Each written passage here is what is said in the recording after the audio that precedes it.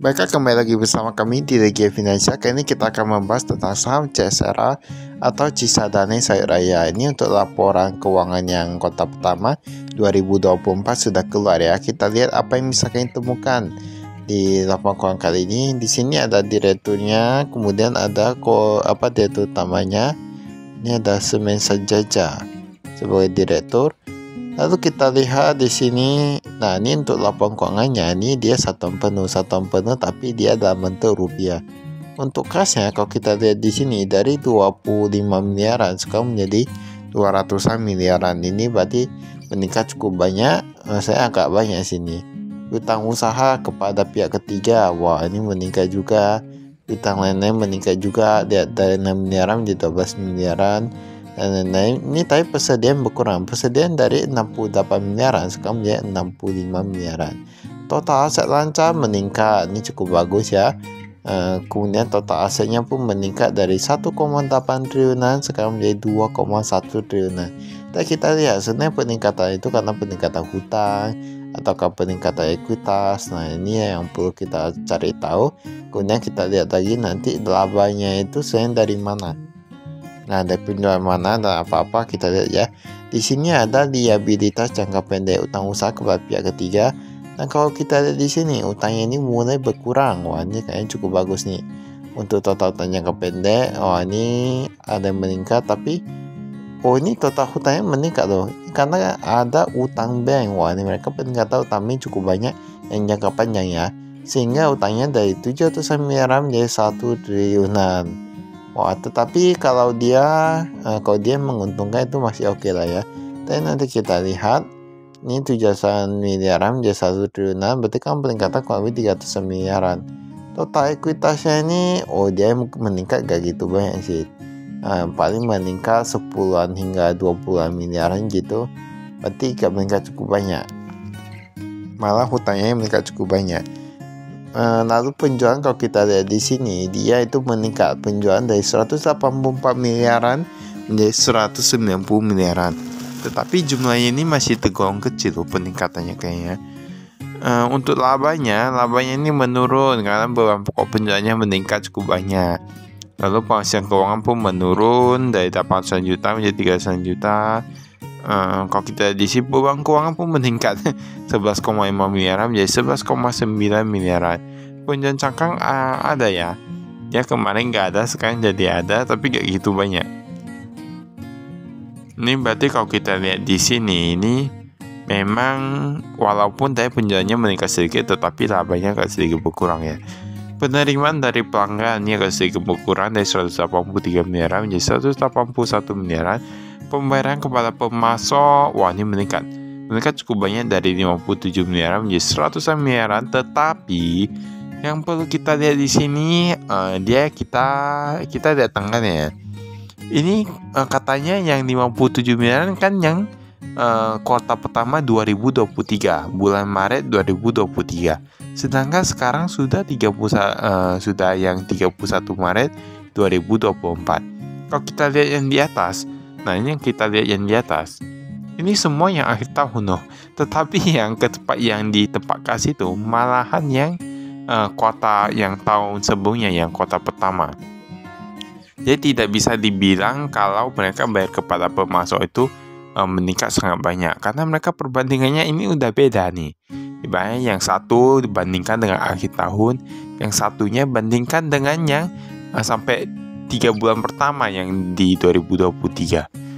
Nah, itu kan agak sedikit apa ya. Jadi kita harus jeli ketika melihat keuangan. Komisaris utama ada Coko Cinturi Suhendra, kemudian direktur utama ada Gita Sabta Adi. Nah, ini ada komisaris dan direkturnya. Jadi sebenarnya laporan keuangan itu bukan hanya angkanya, kita perlu lihat tanggalnya juga. Jangan sampai kita salah melihat ya. Ini ada gaji dan imbalan, wah ini menurun nih, entah karena laba yang menurun, makanya gaji dan imbalan yang top manajemennya jadi menurun. Kita lihat dari 12 miliaran menjadi 6 miliaran ya. Dan karyawan tetap ini meningkat. Nah, karyawan tetapnya meningkat. Saya bukan meningkat sih, tetapi kalau lihat dari overallnya untuk total karyawannya, baik karyawan tetap maupun karyawan tidak tetap, itu totalnya itu dia meningkat, kurang lebih kayak gitulah ya. berarti kan ada peningkatan karyawan. Biasanya kalau peningkatan itu kan disertai dengan beban gaji, beban ini, beban itu. Nah, kemungkinan beban yang bertambah. Ini kas dan setelah kas. Kalau kita lihat yang di cash on hand ini, kas di tangan dari 500-an juta menjadi 700-an juta. Oke, dia meningkat. Dan kalau kita lihat di sini, total banknya ini meningkat cukup besar. Paling banyak mereka simpan di Bank Mandiri. Wah, ini kemarin cuma 16 miliaran, sekarang simpan di Bank Mandiri 200-an miliaran. Memangnya tidak bisa dipungkiri bahwa quality dari Bank Mandiri ini semakin lama semakin baik ya menurut kami ya. Dari penggunaan mobile banking ataupun misalnya dalam online mau simpan deposito, simpan ini, simpan itu di Bank Mandiri semakin mudah menurut kami. Tapi nanti kita lihat ke depannya gimana. Apakah masih Bank BCA yang apa? Ini piutang usaha kepada pihak ketiga, PT Gasing Sawit Abadi, ada PT Able Commodities. Ini piutangnya ya. Kalau kita lihat di sini, ini piutangnya masih sedikit macet. Kita nggak tahu sebenarnya ini piutangnya yang dari mana. Karena kemarin setahu kami ini ada apa ya? Ada PT Museum kayaknya. Kita nggak tahu juga. Tapi sekarang nggak ada ini. Ini 90 hari lebih dari 3 bulan 1,7 miliaran. Tapi ini sudah agak menurun walaupun setahu kami dulu ya. Dulu yang pernah kami lihat kayaknya piutangnya gak gitu macet sih. Ini piutang pihak berhasil jangka panjang. Wah, ini ada direkturnya dan lain-lain. Ada kasih pinjaman ke perusahaan ini. Ada semen senjata Gita Sabta Abadi sebesar ini 33 miliaran. Ini yang awalnya ada 4 miliaran, semen senjata 24 miliaran, bunga pinjaman ada juga. Tapi kalau kita lihat di sini, ini yang apa ada dikenakan 6% ya. Ibaratnya kalau yang kepala semen senjata tadi 24 miliaran, itu ada dikenakan 6% per tahun. Wah, ini berarti mereka kan dapat bunga juga ya. Berarti gak rugi ya ini ya. Ini mereka kasih utang ke perusahaan tapi dapat bunga. Wah, ini cukup hebat. Nah, ini yang cukup bagus nih, yaitu Gita Sabta Adi. Kasih pinjaman sebesar 33 miliaran tetapi tanpa bunga, tanpa jaminan dan pelunasan dapat setelah MKM mendapatkan keuntungan. Wah, setelah BKM mendapatkan keuntungan. Wah, ini kan berarti ini hebat ya ini ya, untuk kitanya Gita Sabta Adi ini. Karena mengapa? Dia yang piutang yang tadi yang cuma 4 miliaran ya atau berapa tadi. Nah, itu itu dikenakan 6%, tetapi yang banyak itu yang 33 miliaran bahkan ibaratnya dia kasih pinjaman secara sukarela tetapi gak perlu kena bunga, dan pinjamannya itu pelunasannya itu bisa kapan-kapan. Ini agak bagus sih ini kita ini sebagai direktur utama ya kalau tidak salah. Berarti perusahaan top manajemennya ini saya cukup bagus. Aset biologis, saya bukan gak bisa dibilang top management sih. Baik direktur utamanya ini saya bagus ya.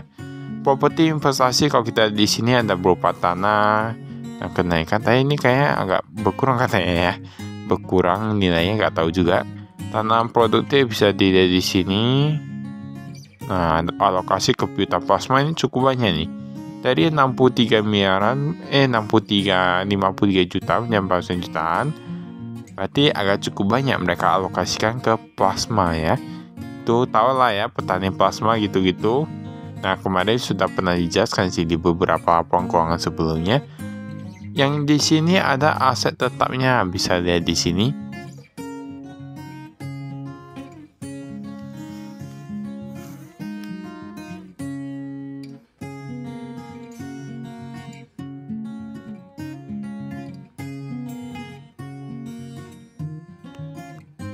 Kalau kita lihat di sini, ini kita skip ya.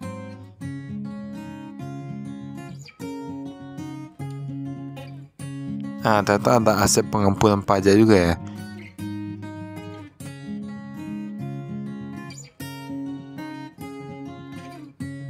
Ini ada perpajakan, kita skip juga.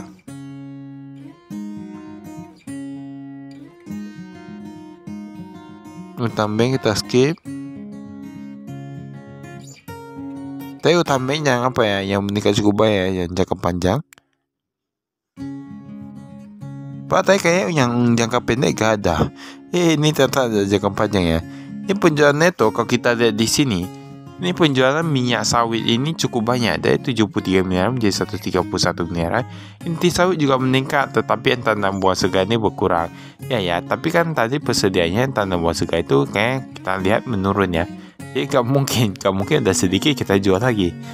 Ini ada penjualan neto kalau kita di sini yang paling banyak ada di PT Abel Commodities Indonesia. Wah. Ini ada PT Tapian dan lain-lain. Beban pokok penjualan kita lihat di sini. Beban pokok produksi, dan jika dia di sini ini sebenarnya yang tinggi-tinggi ini yang beban pokok produksi, baik yang buat tandan, minyak sawit ataupun inti sawit, ini beban produksi paling tinggi loh. Memang menurut kami untuk yang kayak gini, untuk perusahaan seperti ini dia agak sulitnya di beban produksi. Entah mengapa dia banyak, labanya itu kadang agak sedikit ya. Bahkan kita lihat beban pokok produksi aja tuh udah 76 miliaran, itu hanya untuk minyak loh. Itu hanya untuk minyak, untuk yang tanam udah 55 miliaran. Jika kita bandingkan dengan labanya, tadi berapa itu? 22 miliarannya atau berapa? Nah itu kayak agak sedikit kecil ya. Ini ada beban usaha kalau kita lihat gaji dan tunjangan 26 miliaran menjadi 32 miliaran. Nah ini agak apa? Menjadi 32 miliaran berarti agak meningkat ya. Karena tadi kan jumlah karyawan kan meningkat, otomatis dia meningkat. Ini beban usaha ada penjamuan dan transportasi. Informasi segmen. Tadi kita lihat kayak sumbangan tuh meningkat ya. Informasi segmen ini ada Sumatera Utara, ada Sumatera Selatan, 147, berarti kebanyakan mereka yang di daerah Sumatera nih. Lalu ada penjualan eksternal. Ini total laba kotanya 65 miliaran. Yang minyak, yang minyak agak sedikit meningkat, tapi industri perkebunan agak sedikit berkurang ya. Tapi kayaknya ada penjualan cangkang tapi gak ada disebut di sini ya. Mungkin karena jumlahnya kecil atau gimana. Karena setahu kami kayak pernah baca yang beberapa tahunan sebelumnya atau bukan sebelumnya, kayak ada dituliskan yang cangkang. Maka itu saya ada kami sekian, terima kasih, saya Frustasi.